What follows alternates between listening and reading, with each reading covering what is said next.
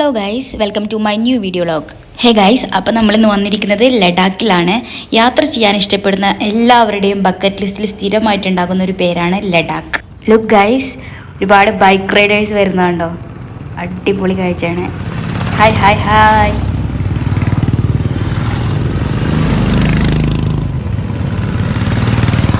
I am sure ഈ ഒരു ലഡാക്ക് യാത്ര എന്ന് പറയുന്നത്, അതായത് ഈ സഞ്ചാരികളുടെ സ്വപ്നഭൂമിയായ ഇവിടേക്ക് ജീവിതത്തിൽ ഒരിക്കലെങ്കിലും യാത്ര ചെയ്യണമെന്ന് ആഗ്രഹിക്കാത്തവരായിട്ട് ആരും തന്നെ കാണില്ല. അതെനിക്ക് ഉറപ്പാണ് അല്ലേ? പക്ഷേ അത്യാവശ്യം സാഹസികവും ധൈര്യവും ഒക്കെ വേണ്ടി വരുന്നൊരു യാത്രയാണിത്. അതുകൊണ്ട് തന്നെ പുറപ്പെടുന്നതിന് മുമ്പ് അറിഞ്ഞിരിക്കേണ്ട കുറച്ചധികം കാര്യങ്ങളൊക്കെ ഉണ്ട്. അപ്പോൾ അതൊക്കെയാണ് ഞാൻ ഈ ഒരു വീഡിയോയിൽ ഉൾപ്പെടുത്താൻ ഉദ്ദേശിച്ചിരിക്കുന്നത്.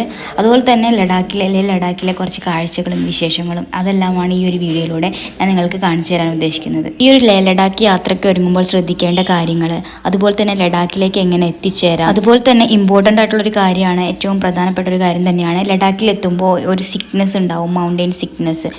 അത് വരുമോ ഇല്ലയോ, അതെങ്ങനെയാണ് നമുക്ക് സഫർ ചെയ്യാൻ പറ്റുന്നത്, ഓവർകം ചെയ്യാൻ പറ്റുന്നത് എങ്ങനെയാണ്, അതൊക്കെയാണ് ഈ വീഡിയോയിലൂടെ ഞാൻ നിങ്ങൾക്ക് പറഞ്ഞു തരാൻ ഉദ്ദേശിക്കുന്നത്.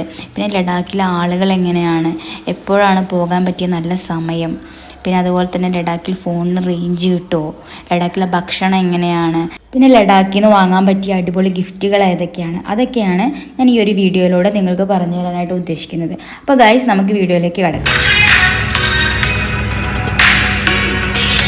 അപ്പോൾ ഗൈസ്, നമുക്ക് ആദ്യം തന്നെ ലഡാക്കിലേക്ക് എങ്ങനെ എത്താമെന്ന് നോക്കാം. റോഡ് വഴിയാണ് വരുന്നതെങ്കിൽ രണ്ട് മാർഗ്ഗമാണുള്ളത്. ഒന്ന് ശ്രീനഗർ വഴിയും മറ്റൊന്ന് മണാലി വഴിയും. ഇപ്പോൾ ശ്രീനഗർ വഴിയാണ് വരുന്നതെങ്കിൽ ശ്രീനഗറിൽ നിന്നാണ് വരുന്നതെങ്കിൽ 434 കിലോമീറ്റർ ആണുള്ളത്. അതുപോലെ തന്നെ മണാലിയിൽ നിന്നാണ് നിങ്ങൾ വരുന്നതെങ്കിൽ 490 കിലോമീറ്റർ ആണുള്ളത് ഈ ലഡാക്കിലേക്കുള്ള ദൂരം എന്ന് പറയുന്നത്. ഇനിയിപ്പോൾ നിങ്ങൾ ട്രെയിനിന് പോകാനാണ് ഉദ്ദേശിക്കുന്നതെങ്കിൽ ഏറ്റവും അടുത്തുള്ള റെയിൽവേ സ്റ്റേഷൻ എന്ന് പറയുന്നത് ജമ്മു താവിയാണ്. അതിനുശേഷം ട്രെയിൻ ഇറങ്ങിയിട്ട് നിങ്ങൾ റോഡ് വഴി തന്നെ ഇവിടേക്ക് വരേണ്ടി വരും.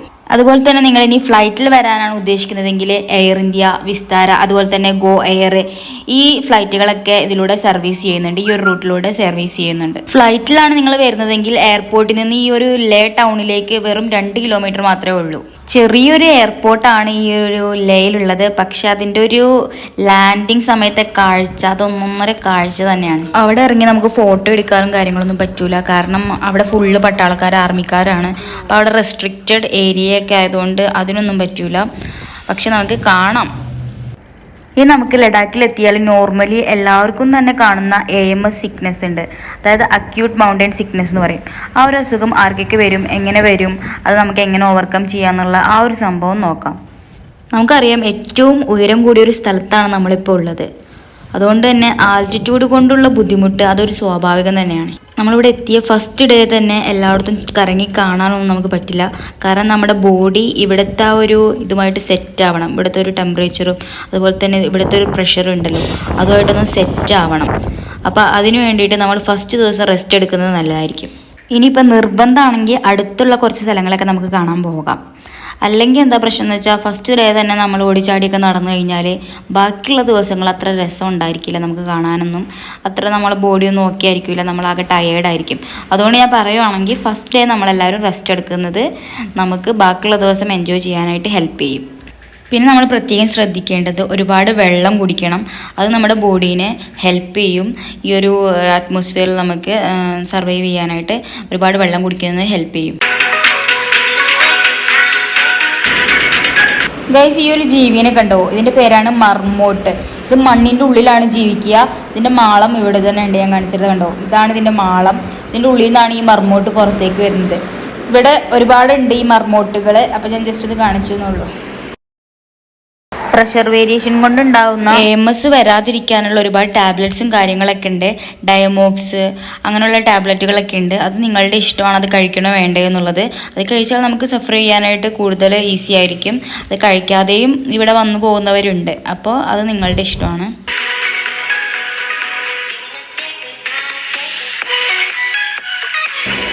നമ്മളീ പോകുന്ന വഴി മൊത്തം ഭയങ്കര വിജനമായിട്ടാണ് കിടക്കുന്നത്. ആൾക്കാരോ ഒന്നും, വണ്ടികൾ അങ്ങനെയൊന്നും ഇല്ല, കടകളൊന്നും തന്നെ ഇല്ല.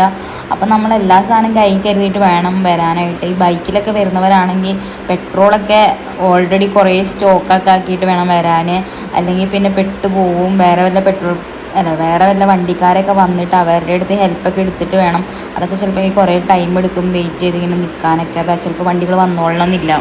So be careful. അപ്പോൾ ഗൈസ്, ഈ ഒരു ട്രാവലിംഗ് എന്ന് പറയുന്നത് ഭയങ്കര വൈബാണ്, അടിപൊളിയാണ് കാണാനായിട്ട് കാഴ്ചകളൊക്കെ. നിങ്ങൾ എന്താണെങ്കിലും ഇവിടെ വരണം, അടിപൊളി എക്സ്പീരിയൻസ് ആയിരിക്കും. നമ്മുടെ ലൈഫിൽ കിട്ടുന്ന ഏറ്റവും വലിയൊരു സന്തോഷമുള്ള ഡേയ്സ് ആയിരിക്കും ഇവിടെ. അപ്പോൾ ഗൈസ്, നമുക്കിനി എപ്പോഴാണ് ഈ ഒരു ലഡാക്കിലേക്ക് വരാൻ പറ്റിയ നല്ല സമയം നോക്കാം. ഏപ്രിൽ അവസാനം തൊട്ട് സെപ്റ്റംബർ അവസാനം വരെയാണ് ഇവിടുത്തെ സീസൺ എന്ന് പറയുന്നത്. ബാക്കിയുള്ള സമയത്ത് ഈ ഒരു എയർപോർട്ട് ഫുൾ വന്നിറങ്ങാം, പക്ഷേ സ്ഥലങ്ങളൊന്നും കാണാൻ പറ്റില്ല. കാരണം എന്താണെന്ന് വെച്ചാൽ ഫുൾ മഞ്ഞ് മൂടിക്കിടക്കുമായിരിക്കും. അതുപോലെ തന്നെ ആ ഒരു സമയത്ത് ഫുൾ റോഡൊക്കെ കംപ്ലൈൻ്റ് ആയിരിക്കും, മഞ്ഞൊക്കെ വന്ന് വീണിട്ട് ആകെ നശിച്ചു കിടക്കായിരിക്കും റോഡൊക്കെ. പക്ഷേ അതുപോലെ തന്നെ സീസണിൽ തണുപ്പ് അത്ര ഉണ്ടാവില്ല. എന്നാലും രാത്രി സമയത്ത് നമ്മൾ കുറച്ച് തണുപ്പിന് വേണ്ട ഡ്രസ്സൊക്കെ വേണം. ഡേ ടൈമിൽ അത്ര തണുപ്പും കാര്യങ്ങളൊന്നും ഉണ്ടാവില്ല. പക്ഷേ ആ ഒരു നേരം വെളുക്കണ സമയത്ത് പുലർച്ചെ അപ്പോൾ ഭയങ്കര തണുപ്പായിരിക്കും. പിന്നെ ഈ ഒരു പകൽ സമയത്ത് നല്ല ചൂടായിരിക്കും. അപ്പോൾ ആ ഒരു സമയത്ത് നമുക്ക് സണ്ണിൽ നിന്ന് പ്രൊട്ടക്ഷന് വേണ്ടിയിട്ട് സൺസ്ക്രീൻ ക്രീമുകളും അതുപോലെ തന്നെ ക്യാപ്പൊക്കെ കൈവച്ചാൽ നല്ലതായിരിക്കും. ആ ഒരു വെയിൽ കൊള്ളാതെ നമുക്ക് കാഴ്ചയൊക്കെ കാണാൻ പറ്റും. അത്രയ്ക്ക് ചൂടാണ് ഇവിടെ പകൽ. അപ്പോൾ ഗൈസ്, നമുക്കിനി ലഡാക്കിൽ ഫോണിന് റേഞ്ച് കിട്ടുമോ ഇല്ലയോ, അല്ലെങ്കിൽ എങ്ങനെയാണ് ഇനി ലഡാക്കിൽ വന്ന നാട്ടിലേക്ക് കോൾ ചെയ്യാനൊക്കെ പറ്റുക, ആ കാര്യങ്ങൾ നോക്കാം. ഇവിടെ BSNL പോസ്റ്റ് പെയ്ഡ് മിക്ക സ്ഥലത്ത് റേഞ്ച് കിട്ടും, പക്ഷേ നെറ്റ് വളരെ പതുക്കെയാണ് കിട്ടുകയുള്ളൂ. ജിയോ അല്ലെങ്കിൽ എയർടെലിൻ്റെ പ്രീപെയ്ഡ് കണക്ഷൻ ഇവിടെ ലേ മാർക്കറ്റിൽ നിന്ന് നമുക്ക് അവൈലബിൾ ആണ്. ID കാർഡ് മാത്രം മതി അത് നമുക്ക് വാങ്ങിക്കുന്നതിന് വേണ്ടിയിട്ട്. പക്ഷെ നമ്മൾ നാട്ടിൽ നിന്ന് എടുത്ത പ്രീപെയ്ഡ് കണക്ഷൻ ആണെങ്കിൽ അതിവിടെ വർക്ക് ആവുന്നതല്ല. അപ്പോൾ ഗൈസ്, നമുക്കിനി ലഡാക്കിലെ ഭക്ഷണം എങ്ങനെയാണ്, നമുക്കിഷ്ടമുള്ള ഭക്ഷണമൊക്കെ അവിടെ കിട്ടുമോ, ഏത് ടൈപ്പ് ഭക്ഷണമാണ് അവിടെ കിട്ടുക, അങ്ങനെയുള്ള കാര്യങ്ങൾ നോക്കാം. ഇവിടെ കൂടുതലായിട്ട് ബുദ്ധമത വിശ്വാസികളാണുള്ളത്. അവർ കൂടുതലായിട്ട് വെജിറ്റേറിയൻ ആണല്ലോ കഴിക്കുന്നത്. അപ്പോൾ ലഡാക്കിൽ കൂടുതലും വെജ് ഫുഡാണ് കിട്ടുക. പക്ഷേ നോൺ വെജ് കിട്ടുന്ന റെസ്റ്റോറൻറ്റുകളുണ്ട്, പക്ഷേ റേറ്റ് അല്പം കൂടുതലാണ്. അപ്പോൾ അങ്ങനെ ശ്രദ്ധിച്ചാൽ മതി. നമുക്ക് ഇഷ്ടമുള്ള ഭക്ഷണമൊക്കെ ഇവിടെ അവൈലബിൾ ആണ്, പക്ഷേ റേറ്റ് അല്പം കൂടുതലായിരിക്കും. കൂടുതലായിട്ട് വെജാണ് ഇവിടെ അവൈലബിൾ ആയിട്ടുള്ളത്. ഇനി നമുക്ക് ഈ ഒരു ലഡാക്കിൽ നിന്ന് നാട്ടിലേക്ക് വാങ്ങിക്കൊണ്ടുപോകാൻ പറ്റിയ ഗിഫ്റ്റ് ഐറ്റംസ് അല്ലെങ്കിൽ എന്താണ് ഇവിടെ നിന്ന് നമുക്ക് ഓർമ്മയ്ക്കായിട്ടൊക്കെ വാങ്ങാൻ പറ്റുന്ന സാധനങ്ങൾ നോക്കാം. ഇവിടെ നമ്മൾ ഫ്രിഡ്ജിലൊക്കെ ഒട്ടിക്കുന്ന ഒരു മാഗ്നറ്റ് പോലത്തെ ഒരു സംഭവമുണ്ട്. അതൊരു 40 to 150 ആ ഒരു റേഞ്ചിലൊക്കെ വരും. അതിവിടെ അവൈലബിൾ ആണ്. പക്ഷേ ഇവിടെ കൂടുതലായിട്ട് ട്രാവലേഴ്സൊക്കെ വരുന്ന ഒരു ഏരിയ, ടൂറിസ്റ്റൊക്കെ ഉള്ള ഒരു ഏരിയ ആയതുകൊണ്ട് റേറ്റ് അല്പം കൂടുതലായിരിക്കും. അത് വേണമെങ്കിൽ നമുക്ക് നെഗോഷിയേറ്റ് ചെയ്ത് അഡ്ജസ്റ്റ് ചെയ്ത് മേടിക്കാം. പിന്നെ ഇവിടെ ഒരുപാട് different varieties of dry fruits available ആണ്. പക്ഷെ ഇവിടുത്തെ മെയിൻ എന്ന് പറയുന്നത്, ഇവിടുത്തെ ഒരു സ്പെഷ്യൽ എന്ന് പറയുന്നത് ആപ്രിക്കോട്ടാണ്. അത് നമുക്ക് ഇവിടുന്ന് നമ്മളെ ഇഷ്ടപ്പെട്ടവർക്കൊക്കെ വാങ്ങിക്കൊണ്ടേ കൊടുക്കാം. കുർമാണി എന്നാണ് അതിനെ വരെ പറയുന്നത് ഈ ലഡാക്കിലെ.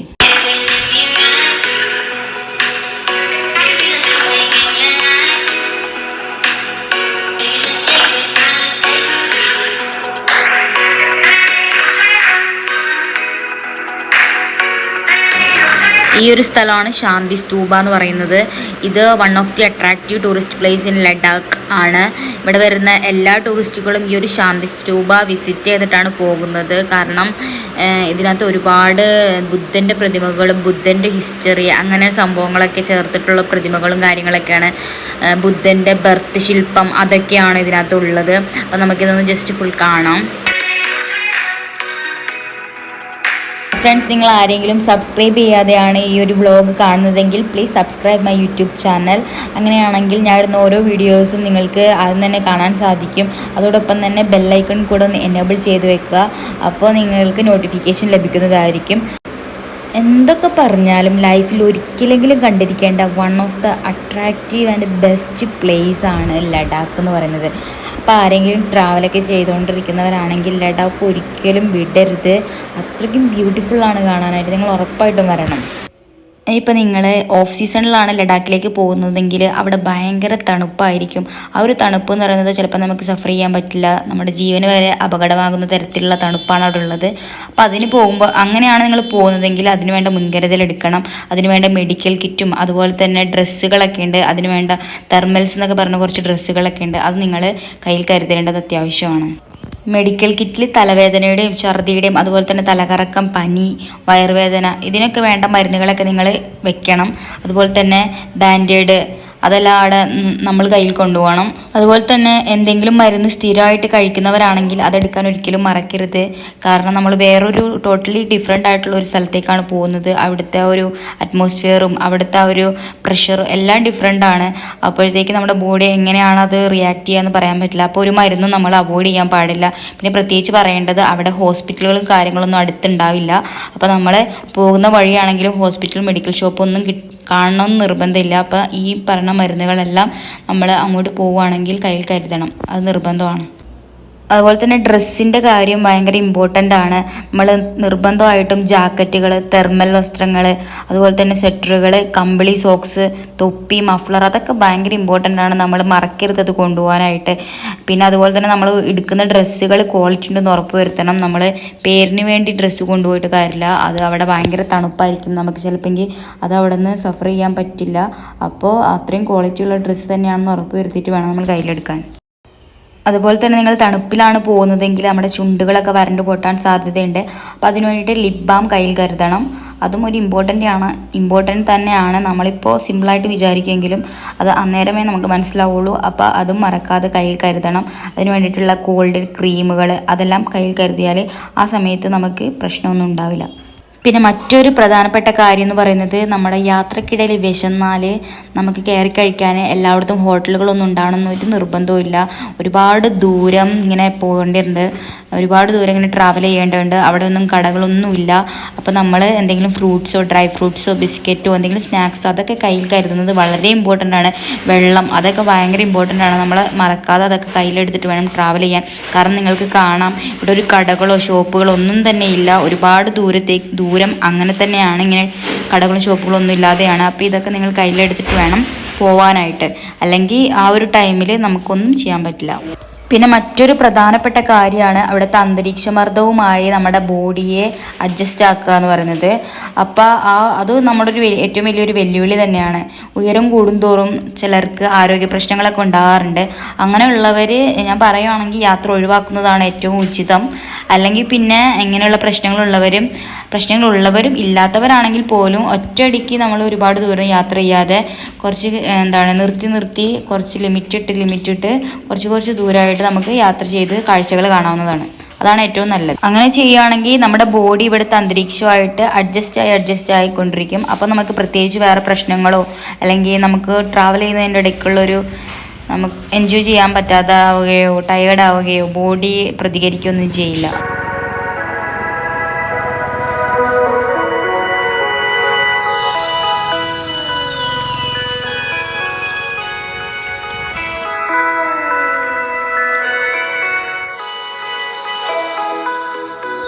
പിന്നെ ഒരു കാര്യം എന്ന് പറയുന്നത്, ഈ ഒരു ട്രാവൽ ചെയ്യുന്ന ആളുടെ ബോഡിയുടെ കപ്പാസിറ്റി അത് ഭയങ്കര ഇമ്പോർട്ടൻ്റ് ആണ്.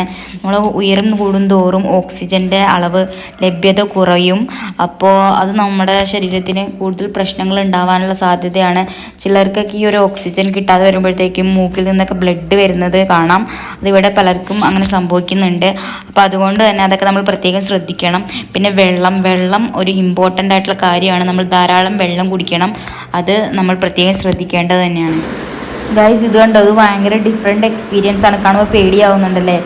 പേടിക്കണ്ട, ഇത് ഡ്രൈവർ നല്ല എക്സ്പീരിയൻസ് ഉള്ള ആളാണ്, അതുകൊണ്ട് പേടിക്കാനൊന്നുമില്ല. പക്ഷെ എന്നാലും ഈ ഒരു സൈഡിൽ ഇങ്ങനെ ആയിട്ട് റിവർ കണ്ടോ, ഭയങ്കര സൂപ്പറായിരുന്നു കേട്ടോ. നിങ്ങളിവിടെ വരികയാണെങ്കിൽ നിങ്ങൾക്ക് നേരിട്ട് ഇത് കാണാം. ഈ റോഡൊക്കെ കാണുമ്പോഴത്തേക്കും വണ്ടിക്ക് പോകാൻ സ്ഥലമില്ലാത്ത പോലെ ഉണ്ട്. കാണുമ്പോൾ ഒരു ചെറിയ പേടിയൊക്കെ ഉണ്ട്. കുഴപ്പമില്ല, അഡ്ജസ്റ്റ് ചെയ്യാം. അപ്പോൾ ഗൈസ്, നമുക്കിനി കുറച്ച് കാഴ്ചകളൊക്കെ കണ്ടിട്ട് വരാം.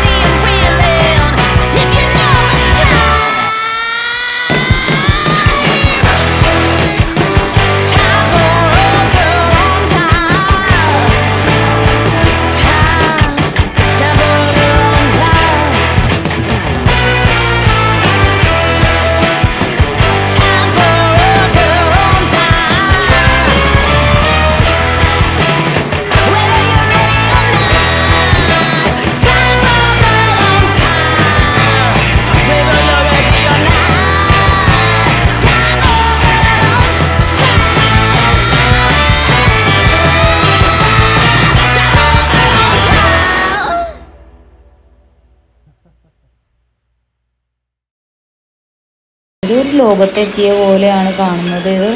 ഇതൊരു സ്ഥലത്തെത്തിയ പോലത്തെ ഒരു ഫീലാണ്. ഭയങ്കര ഡിഫറെൻ്റ് ആണ്.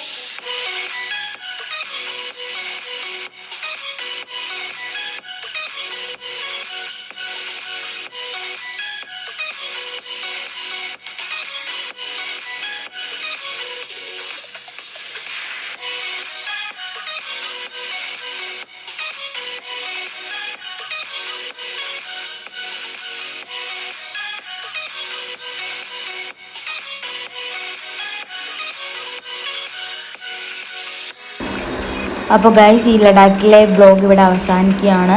അപ്പോൾ thanks for watching this video. അടുത്തൊരു വ്ളോഗിൽ ഞാൻ അടിപൊളി സ്ഥലവുമായിട്ട് അടുത്തൊരു വ്ളോഗിൽ ഞാൻ വീണ്ടും വരുന്നതായിരിക്കും. അതുവരേക്കും ടാറ്റ, ബൈ ബൈ. അപ്പോൾ വൺസ് അഗെയിൻ ഈ ഒരു ചാനൽ ആരെങ്കിലും സബ്സ്ക്രൈബ് ചെയ്യാതെ കാണുന്നവരുണ്ടെങ്കിൽ please subscribe my YouTube channel. ഒപ്പം തന്നെ നമ്മുടെ ഈ ബെല്ലൈക്കൺ കൂടെ ഒന്ന് എനേബിൾ ചെയ്ത് വെക്കുക. അങ്ങനെയാണെങ്കിൽ ഞാനിടുന്ന വീഡിയോസ് ഫസ്റ്റ് തന്നെ നിങ്ങൾക്ക് നോട്ടിഫിക്കേഷൻ ലഭിക്കുകയും നിങ്ങൾക്ക് കാണാൻ സാധിക്കുന്നതുമാണ്. അപ്പോൾ once again thanks for watching this video. Tata, bye by.